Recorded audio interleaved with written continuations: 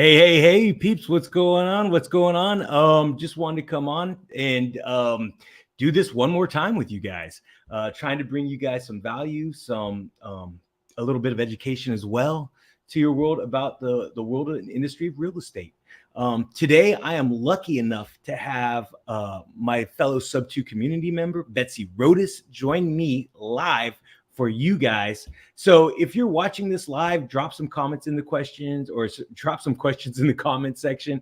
And if for some reason you're watching this in the future, feel free to reach out, DM me. I'll make sure to post Betsy's contact information in the show notes, and that way you guys can feel free to reach out to her as well. So without any further ado, let's bring on Betzy Rodas. Hey, Betzy, how you doing? Good. How are you? Dude, I'm doing fantastic. Thank you for asking. So first off, let me just say thank you for sharing your time with me, because I know time is the most valuable thing we all possess, and I am greatly appreciative that you chose to do this with me. You have no idea.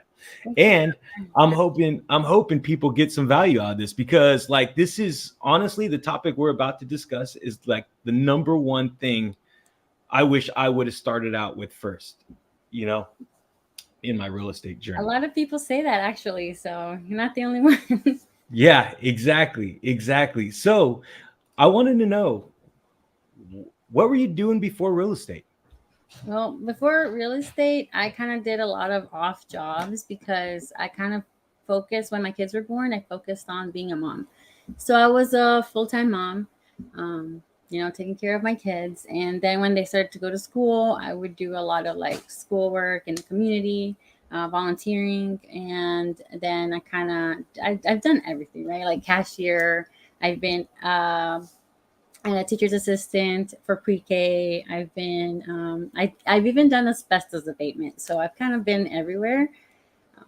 But that's what I was doing right before I found real estate. Dude, how was being a teacher's assistant for pre-K? It was awesome and hard because, it's just so many, you see all the kids, you like interact with them and you see how great they are. But yeah, it's very difficult, especially because I did it during COVID, and the teacher I was working with, she quit like cold turkey. She was like, I was just there one day and she wasn't there. And it was online. So I was just like, okay, kids.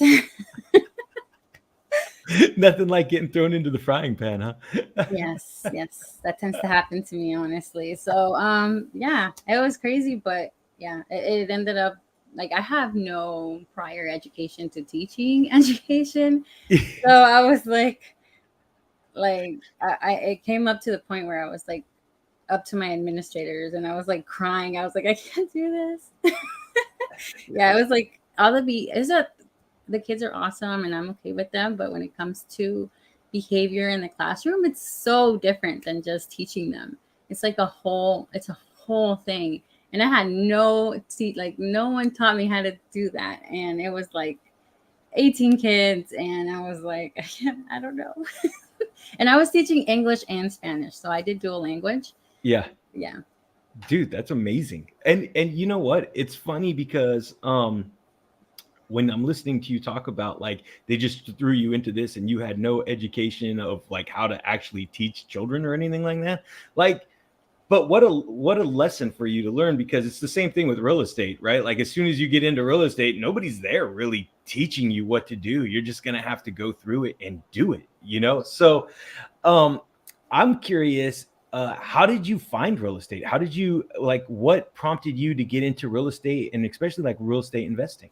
Yeah, well, it was. I mean, I've always been interested. Like a lot of people say, like I've always wanted to be part of the real estate and investing in real estate, but I kind of just I was my kids didn't like the hours that I worked in asbestos abatement because it is like construction hours, and my husband's a contractor, so he does that already. And it was just like not having two parents at home from having me constantly. It was really bad. So I kind of like I had to leave that job, and I just was like, okay, what am I doing now? And I started to get my license for to be a real estate agent, and it was really cool. I was learning a lot, and I was going through my classes real quick because I was like, I just want to get my license. I just want to start doing something. Um, and one of Pace Morby's videos came up about how you can invest with no money, no credit, and I was like, no, that's not possible. So I just kind of dove into his stuff and was like every day, like all day, looking at his videos. That was like a Tuesday. And I was like, I'm sold. I don't have any money, but I'm going to join Subto somehow. And I called. Yeah, I called. I had my interview. I joined on that same week on Friday. And yeah, I got my first deal. I think it was the first or second week after that. Okay, so there you unpacked a lot. I want to let people know Sub 2 is a great community. It's sort of founded by Pace Morby. It is founded by Pace Morby, and we're 10,000 plus members strong right now. Betzy, how many members were in it when you joined? I don't know. I want to say like 500, 600. Pace actually commented on one of my introduction posts, so it was like really cool. I don't, I don't know if he still does that. I know it's most of his team. I know his team does a lot of the Right. on there. And I joined in November of 2022, and we were already at 8,000 plus members. I think like I was like 8,500 and something when I Oh no, joined. yeah, you're right. It was probably closer to 8,000. Yeah. Yeah, I so was so excited to learn. I went in there and I was like, okay, let me just. I was like zoned in. yeah, and the community, if anybody's interested in the community, check out Pace Morby's YouTube channel. And if you're interested, go to sub2.com, or talk to one of us, because it is an amazing community and it's a great place to start. Yeah, And she's right. He does. He's like, you don't need any money to do this. Like, you know, and that got and me. yeah, and because let me ask you, like when I first started real estate investing, I thought, oh man, only rich people do this. Only people with millions of dollars can invest in real estate. Yeah, And I thought that too. I thought, hey, like I need to save up like 50 grand so I can buy my whole first investment property and have good credit.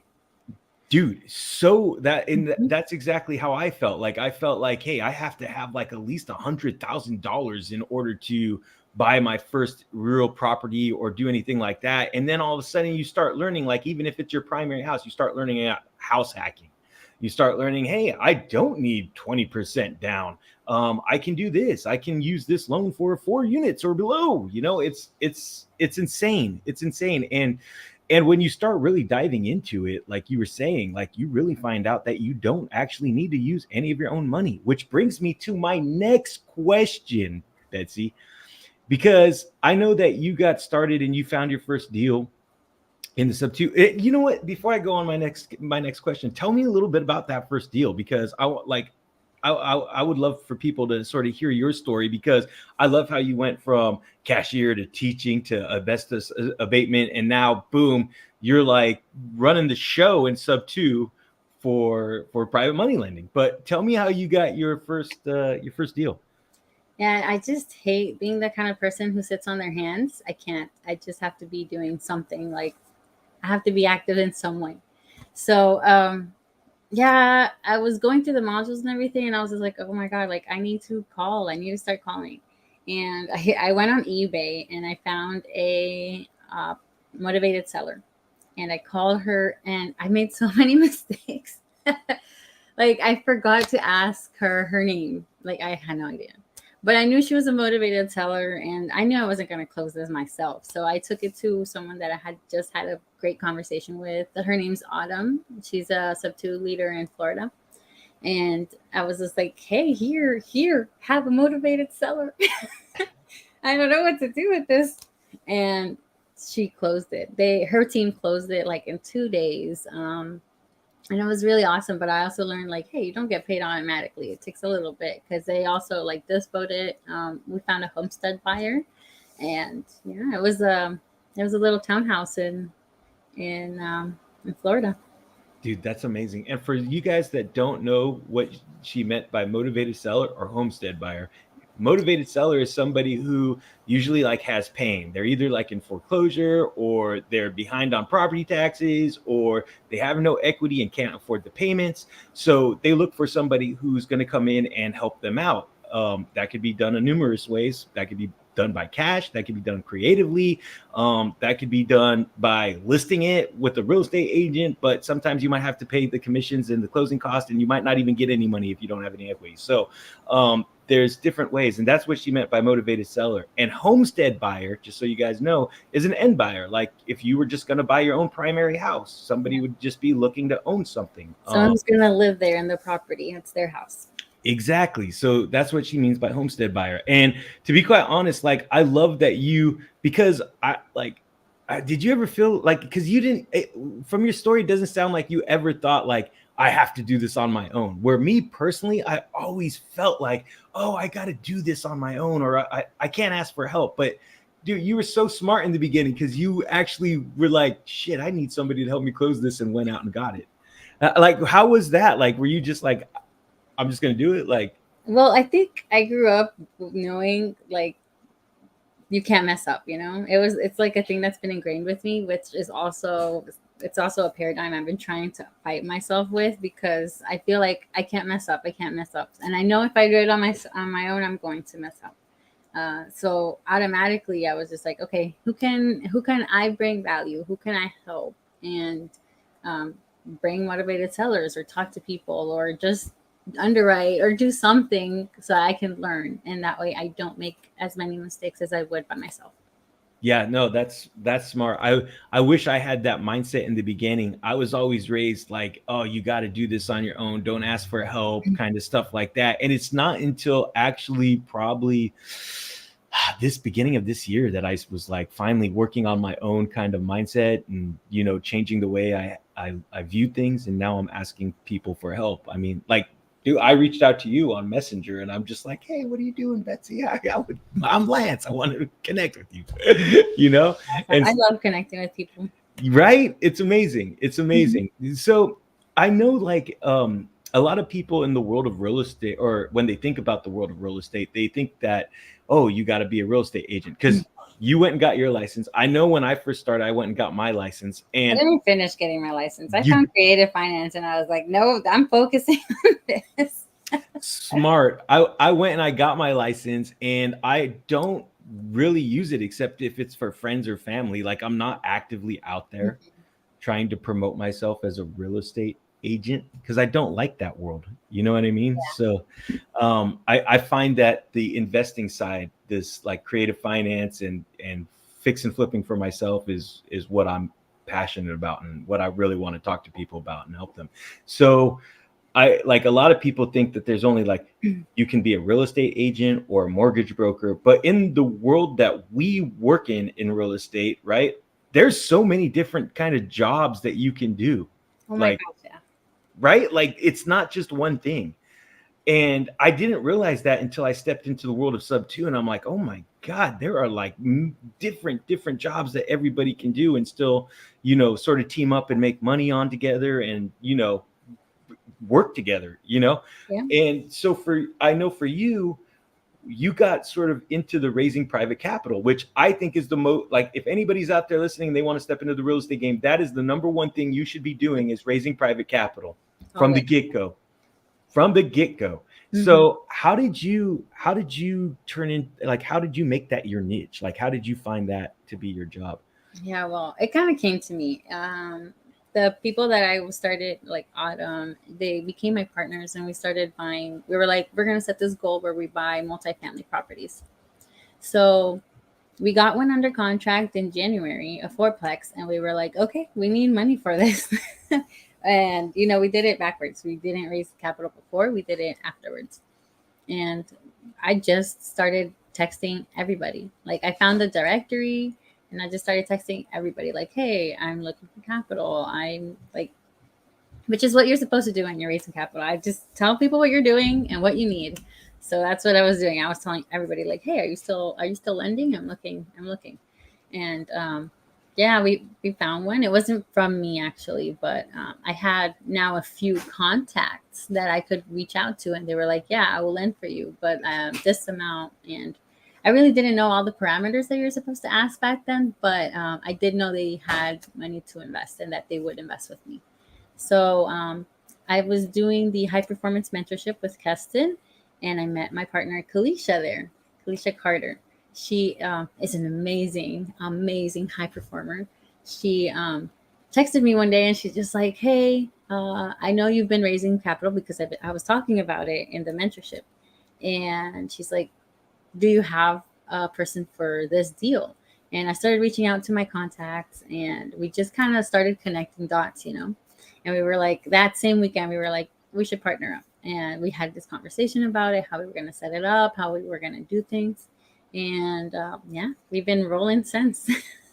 Dude, that's awesome. So it's funny because not funny, but I like to hear when you say like you didn't really know the parameters, because for me, I always thought I needed to find deals, like find deals, find deals, find deals. And I quickly realized that once you find a deal or two, like deals start coming to you. And I think it's more because you sort of figuring out the process, you're creating the systems and stuff, and now all of a sudden you are finding, you're attracting deals for some reason. I don't know how to explain it, but it happens. But the thing is that I quickly found out that great, I got these deals coming to me, but how am I going to do any of these projects when I don't have any more money? I'm like, I've used all my capital, you know what I mean? And so for me now, it's like, how do you scale? And I've been taking this deep dive for like the last 6, 7 weeks of just trying to raise private capital for myself, and for my team and stuff like that. So um it was funny, because I didn't know anything either, and it wasn't until I started asking people that I started learning. Oh, these are what they're looking for. They're looking Yeah. for this certain percentage. They want this term. They want all these things. And Yeah. the one thing I noticed too was when I asked people if they knew any private money lenders, like these are actual real estate people that I'm asking, right? Like they sent me hard money Hard lenders. money lenders. Oh my gosh. Yes, I get those Yeah, too. right. And so like I just quick for anybody out there, what, like, I'm gonna ask you because I want you get the professional to tell what hard money lender versus private money lender. So a hard money lender is typically like a more strict. They'll have you maybe fill out an application. They want to know your background. They want to check your credit. They really want to make sure, like, they'll lend you. They don't look at the deal, they look at you. And private money lenders are more like, hey, I have a relationship with you. We talk and I trust you to put this money to work for me. And you can set it up however you want, versus a hard money lender, you can't. Like you can like pay set it once and it's stuck with me. You can have on your paperwork to your private money lender, every time I come to your city, I owe you dinner. Like you can put that in the paperwork. It's that malleable. You can move it and put whatever you want on it. Yeah, it's funny listening to him. He's like, I have somebody that is my private money lender that I put in the contract that every time I come to the city, he buys me sushi. And I'm like, what? Like he's like, literally, guys, it's just Mhm. it's just a contract between you and your lender. Like Yeah, it's whatever you guys agree upon the terms, it's a relationship. Right. So I want to know, personally, like, because people like I got this one question, I believe it was 2 days ago, and I haven't answered it because I knew you were coming on and I thought we could talk about it. But somebody asked me on, it was on my TikTok, because that's the only thing that anybody comments on my stuff. Nobody comments on Instagram or Facebook, but for some reason TikTok. And it was funny because he's like, why would somebody lend money to you, right? Like, why would somebody want to become a private money lender instead of doing the work themselves? So I'm asking you because I have my own reasons, and I'd love to talk to you about this, but I want to hear what you. Well, the easy answer is like, why would they not? Why would they not want to be the bank and get some interest on their money? A lot of people put their money in CDs, let's say, for example, and that gives you like a 5% interest. Putting your money in stocks, it's not like a physical asset, and you might lose. You might lose a lot. I've had some of my lenders, one of my best lenders. He's actually on our podcast. We brought him on our podcast, and he talked about it, how he lost $70,000 in stocks, and that's how he was like, I'm just gonna become a private money lender. So that's why. And the reason that you would look for one is because, hey, you don't want to use your own capital to be doing that. Diversify your funds. If you have funds, invest them in other people's deals and let that money work for you, while you have other people's money working for them. I agree. And one of the other reasons, like I just had this conversation with a guy in San Antonio, Texas the other day, and I was telling him, I'm like, one of the big reasons I think people would become private money lenders is because people are lazy. People are lazy. Let's be real with each other. Like, there are the few of us that like real estate, so we'll dig deep, we'll do the hard work, we'll go through the process and the failures and the losses and learn everything we can. And then there's the people that like the idea of wanting to do real estate, but they don't want to take the time to learn necessarily. They're into other things, so they would just find somebody like Betzy or myself or one of the other people probably in subto community that are all geeking out on real estate together, and they'd be like, hey, I could just throw my money to this guy and still make 8 to whatever percent return, that you guys agree upon. Like, dude, it's a no-brainer, and it's easy. They don't have to learn anything about real estate. Do you know what I mean? So I think that's one of the reasons. And also, like you said, people sit on money. Like, how many people are out there that have 401ks that have spent like 10 years of their life trying to raise to $100,000, just putting in the 6 to 10%, right? And I mean, I know, because I was one of those guys until I decided the hell with that, and I took my 401k out and started investing in real estate, and then I tripled my return in a matter of 2 years. I'm like, what the hell? Yeah. And for the people who just say like, oh yeah, well, it's a risk and I don't want to take that risk without knowing what I should know to invest in a good opportunity. And that's where I tell them, like, well, the way Kalisha and me do it, we kind of step in for them and we'll just walk them through the whole process. We'll create this pitch deck that has everything. We'll underwrite the property. We underwrite everything we get. And we put like our names on it. And that's big for us because that's where we build trust, right? Trust and transparency. That's what I like to say. But like, we'll walk through through the paperwork. We'll tell them like, hey, this is what it's supposed to look like. This is like what it's supposed to say. You have to protect your funds this way and this way. And we make sure, that the properties have enough like wiggle room that if something goes wrong, they will still have the money or the capital to be able to pay you what they said they would pay you. So it's like, okay, I understand you're afraid of taking that risk, but just like get knowledgeable with us. We are very, very open, and most of our investors also, they're really, really open to just talking with you and walking you through it. And I think most of us as investors are like that. Yeah, I know for me and my partner, like when we talk to our private money lenders, not that I have a lot. I'm trying to build my private money lenders up right now. It's slow, but it's going.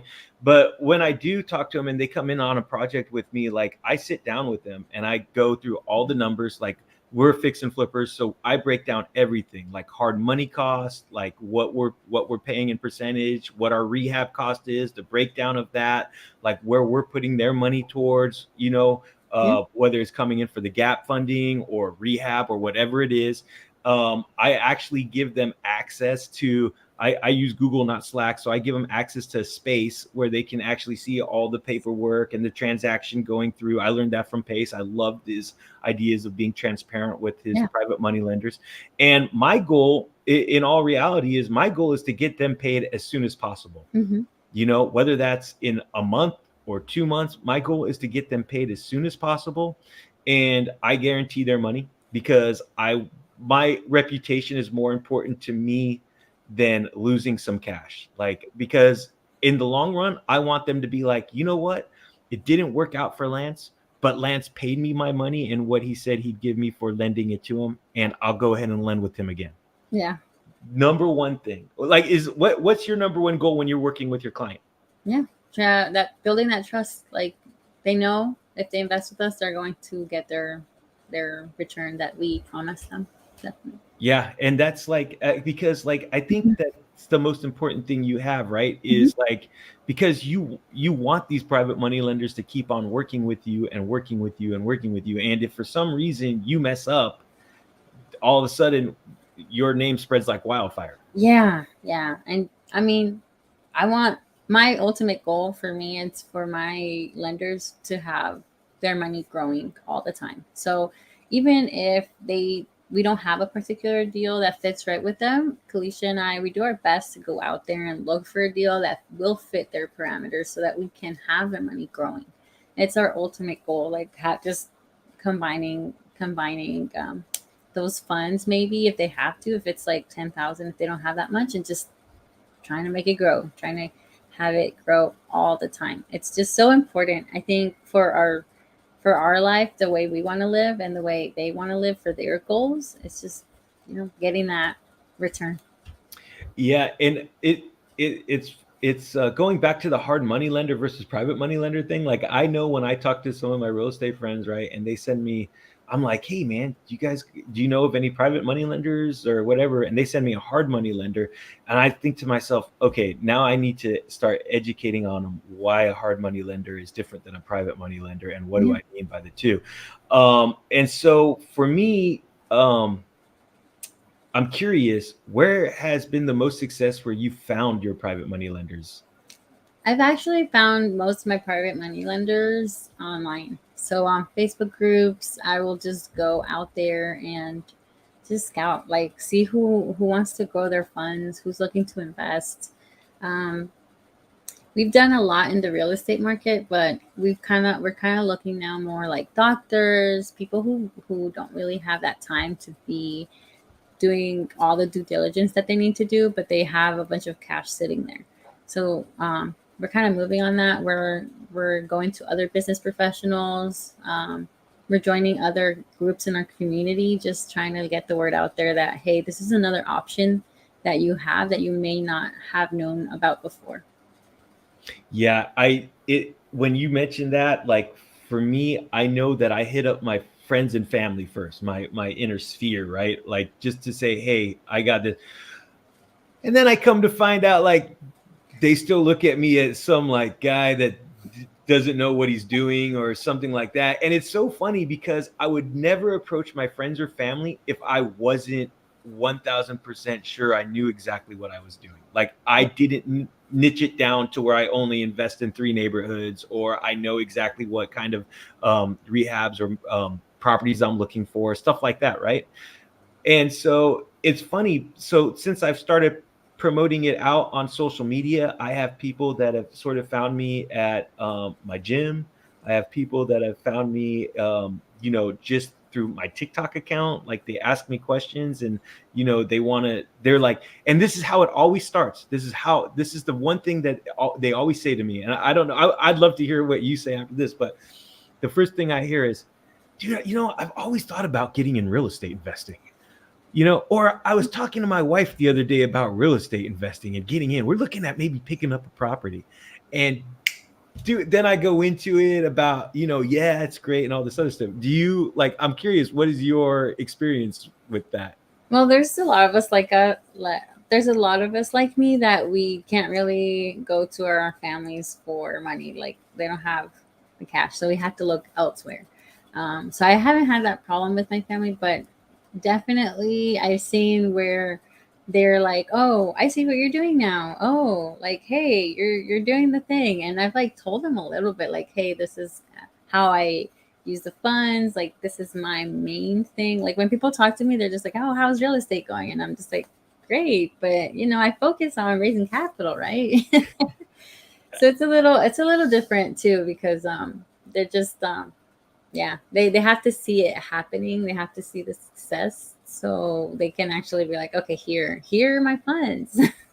So you brought up a good point because I know it's a little different for me and you because for my success, it's my wins are the final project, right? The final the after the rehab, what the final property looks like, and what I can sell it for. Those are my wins. In your world, and that's what I'm promoting on my social media, right? My Mhm. projects and going through rehabs and stuff like that. But in your world, what are your wins? Like, how do you promote that? Because you are raising private capital.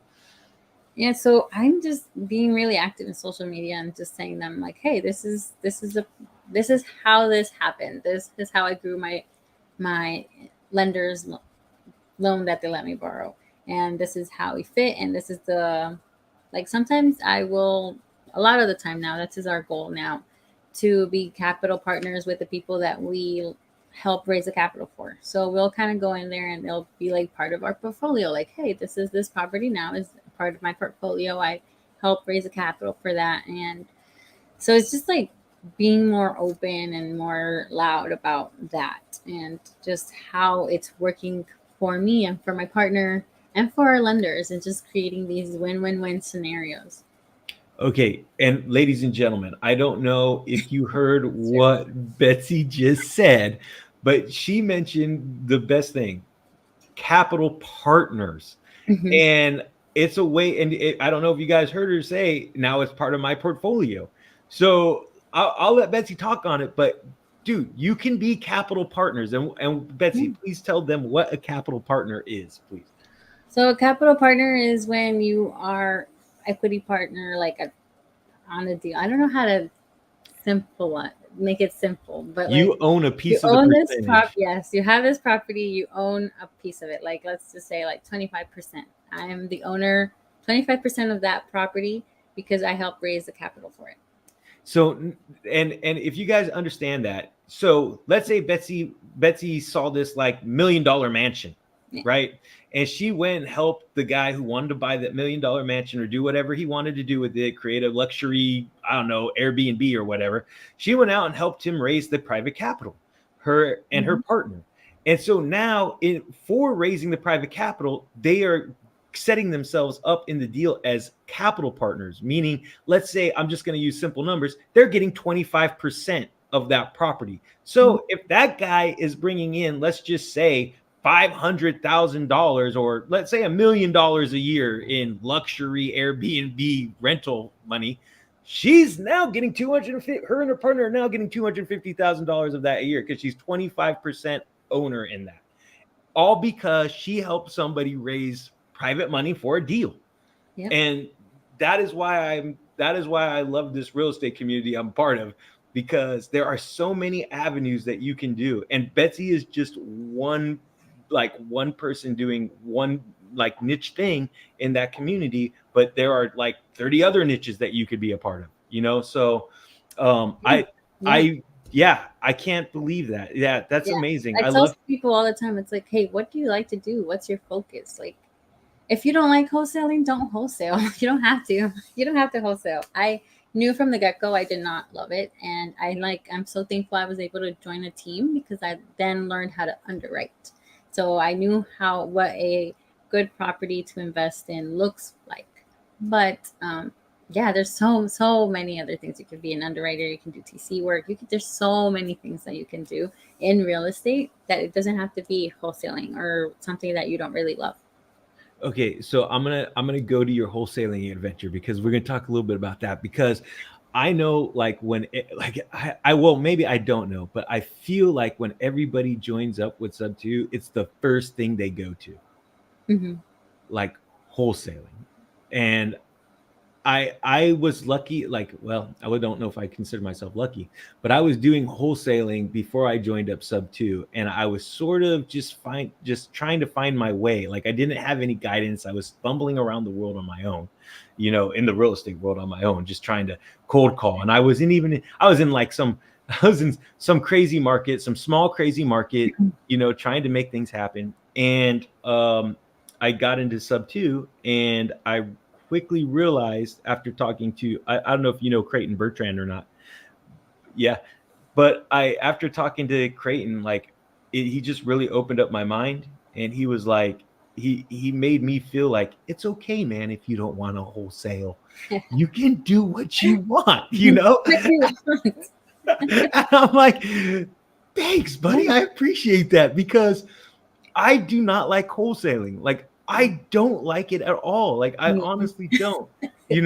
Like I don't get me wrong, because I mean, and I know you do too. I still cold call because I'm cold calling for properties, but properties for myself. And I don't know if you cold call, but you're cold reaching out to people to figure out if they want to become a money lender, right? Yeah, So those skills still work, but like she's right. If you don't like wholesaling, don't don't do- do wholesaling. yeah. Oh my gosh, yeah. I knew I didn't like it when I saw the people explaining it and the whole business model. I'm just like, okay, I don't want to do that. So how long did you try wholesaling for though before I you were like, didn't. I honestly oh, didn't. I joined a team in acquisitions. So I was kind of doing the acquisition stuff just to learn the systems, to learn and get access to people. Really, that's the honestly why I did it. And I loved it because then I learned how to underwrite. yeah, I tell you, it's funny for me because I was trying, and it's like, dude, I'm gonna be a failure if I don't get a wholesale deal. Like I started wholesaling, like I at least need to get a deal, right? And I had 3 deals, Mhm. and all of them fell apart. Like all of them. Like I thought, uh, I was like, one of them was a sub 2 hybrid, one of them was a cash deal, and the other one was a complete liar. Like I don't know why he was pretending to be the home seller, but he was pretending to be the seller of the home, and he wasn't the seller of the home. And I'm just like, dude, people are out there like that. Like it just blew my mind, and I quickly was like, dude, this is not for me. Yeah. I can't do it. No, I would cry. I would cry because I was like, I don't like talking to these people. They're so mean. And I do awful with red sellers. Red sellers are those people who are like really, really aggressive on the phone, but they are also usually the ones with the most pain. And I know I'm like, I know you're in pain, but you're hurting me too. I was like, oh, I don't like this. I was like, nope, nope, nope. Yeah, no. And so when I figured out, like, I love the fixing and flipping part, because I still like talking to people and I still like acquiring properties, but I just like doing it on my own terms, like not working for a team or having to be like, oh, I got to be on the phones for 8 hours a day cold calling people, and stuff. So anyways, it's just funny. But yeah, you're so right. Like, yeah, do what you love, people. Do what you love. And I mean, it's sort of like from wholesaling, where, like, how did you, like, I'm trying to make the jump from wholesaling to private money raising. Like, Well, I was just doing acquisitions. I was just calling people, seeing if the making negotiations, see if it would be right. So I wasn't doing any of the dispo. I was mainly focusing in acquisitions with a team, and then that team we've been kind of friends. We're still really really great friends, and we were like, hey, let's just buy properties together. And that's like in January we had that multifamily under contract, and we were like, we need money. got you, So got you. Dude, so for anybody out there like that's looking at trying to get into the real estate game, and they don't have any money, and they're like, how can I do this? What kind of suggestions would you have for them when they're approaching people to actually lend, like try to lend them money? Like, is there a certain like kind of like introductory rate that you're saying, hey, look, maybe offer them like 12%, 13% in the first initial until you build up some, or like what kind of tips and tricks can you give people? well, I think the first thing I would say is just like know your numbers. Say like, hey, this is how it will look like. This deal that I'm looking at. This is a good opportunity, and it will have some wiggle room to put people in second position or third position, because we do that sometimes. So we make sure that there's enough meat on the bone, as they say, for everyone, because we want their money secure. Just get in there and be like, hey, like, what are you looking for? What kind of returns do you want? Definitely have them talk, or see kind of what they have been getting in returns in other accounts that they have, and be like, how can I help you get to your dream goal? Like, so you can retire at whatever age that you want to retire, or just multiply your funds and live the life that you want to live. Have you ever come across a lender that has a lender before and doesn't understand the lending program? How Can do you you, say that again? yeah, have you ever come across like a lender that hasn't like lent before? Like, so brand new, somebody just has money but it's never done this, and you're like, hey, do you want to be a lender? They're like, well, how do I do this? Like, what should I Yeah. ask for? How do you walk somebody through that? Like, Yeah, so I had this lender who, well, she's not a lender yet. I'm hoping she will be. And she called me because she knows I'm in this space. So she was like, hey, I was offered this opportunity to lend. This is what the deal looks like. And I had already seen that one. So I kind of was just like, I'm familiar.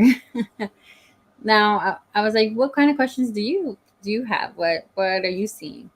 Because I don't want to like tell you don't lend on it. Like, it's another person's opportunity, of course. Like, if you feel comfortable with them and trust them, do it.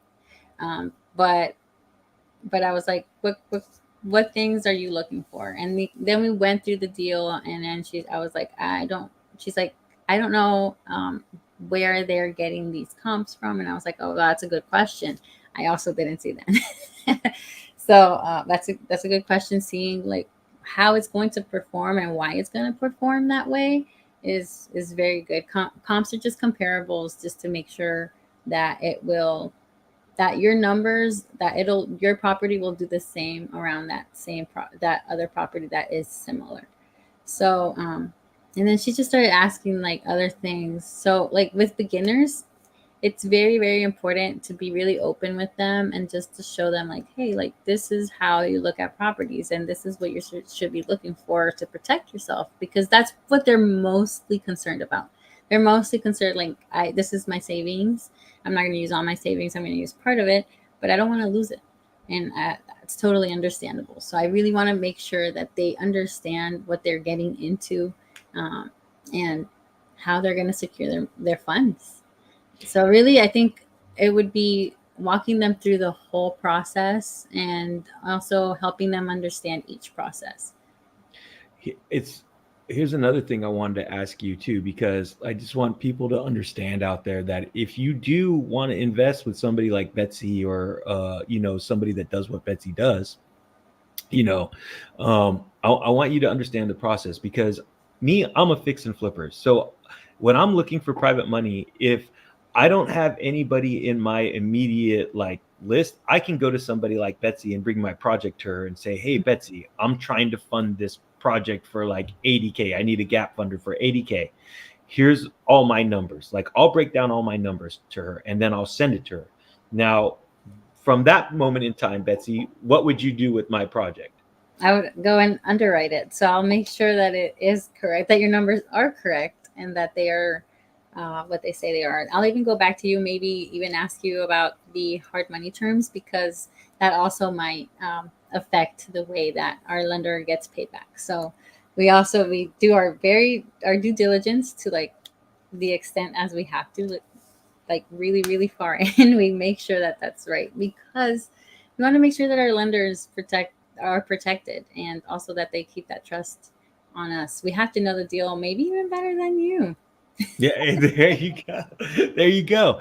And so for me, like when I go, like I think I've mentioned this before in the show, but like when I go and I have somebody that I have a lender already lined up for a project, like I'll break down all the numbers to him and I'll give him the numbers, and I'll encourage them to go to somebody else, like whether it's a real estate professional or a finance professional or somebody that understands numbers if they don't, and say, have somebody overlook my numbers, so that way you understand and you feel secure in investing with us, because at the end of the day, if it's not a good fit, then do not invest. Like, Yeah. if you don't like the project, then please do not invest, because at the end of the day, I want both of us to be happy with a smile on our face and Yeah, making money together. we don't want someone who's overbearing because they're really worried about getting their money back. And we also don't want somebody who's it's like their last $50,000. Like that's all they have in savings. We also don't want that because investing is always a risk.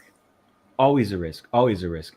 So as we wrap this up, because I know I I really I can't talk right now. My whole point of this like show that I do is to encourage people that are thinking about real estate investing or trying to get into real estate, whether it's buying their first home or their first investment property, or whatever, to take that leap, to take that plunge, right? So just what would you say to anybody out there that's on the fence, a little scared to take the step? I would say real estate's the best. You have to do it. No. There you have it, ladies and gentlemen. It is the best. Oh my gosh, I love it so much. There's so many things that you can do. Even if you want to be like a passive investor, you can just lend, find people you trust, and be like, "Here's my money, invest it." You can do that. So you can do anything from being super in the deals, calling people, seeing if they want their house, door knocking, or you can be super passive and just be like, "Here's the funds I have. Work with them." So yeah, there's so many ways to make money in this area. I just love it so much. I really, really encourage you to get in it. Just learn a little bit, follow Lance and follow what he does, and follow other people that you see that they're doing stuff in real estate. Just get a little bit of knowledge about it. It'll feel less risky that way. And what's the best way anybody like what's the best way all the millionaires can contact you to lend you like partner up with you and stuff? Oh gosh, all the millionaires, here's my number. No, you guys can follow me at _life with Betzy. I kind of talk about all about investing, real estate, and I'm trying to do more stuff in Spanish just so that I can reach um, that area. I know most of us, I had did it on our episode once that like just the Hispanic community, we're kind of really reserved because a lot of people feel like they can't do it because they don't know the language, and I just kind of want to tell you like you can. And there's people like me who are willing to get on the phone with you and talk to you about it. So yeah, you can contact me there. I will answer. You can also contact me on Facebook Messenger. That might take a little bit longer, but I will answer. And then my partner and I, we also teach how to raise private capital on our YouTube. So if you guys want to take a look at that, you can too. Their show is really good too, because I did tune into your last YouTube live, and it was really good. It was when you had the lender that came on. Oh God, the gentleman. The nightmare one? Yes. Okay, we're super transparent. So we even talk about our losses. We don't talk about all the successes. We also talk about like how things go wrong and how we can mitigate those risks so that doesn't happen again, or it doesn't happen to you. That's the only way. You got to be real with your people, right? Like you got to be real. Life isn't all like sunshine and rainbows. Yeah, we had a webinar this past yesterday, I think Wednesday, and she was talking about how to invest with your retirement funds. I mean, that's amazing. I didn't know. I learned so many things personally. I just love what we do because I learn all the time. We have different investors on there, so we have the different strategies and how to set it up with the lenders for the different strategies. It's just awesome. I learned so much. Dude, Betzy, I just want to say thank you so much. Like you dropped a lot of knowledge today for my people. I appreciate you, and I would love to have you back on in the future if you're game for it. So Game. all right. Hey, don't go anywhere. I'm gonna come right back on. I'm just gonna end this thing right now.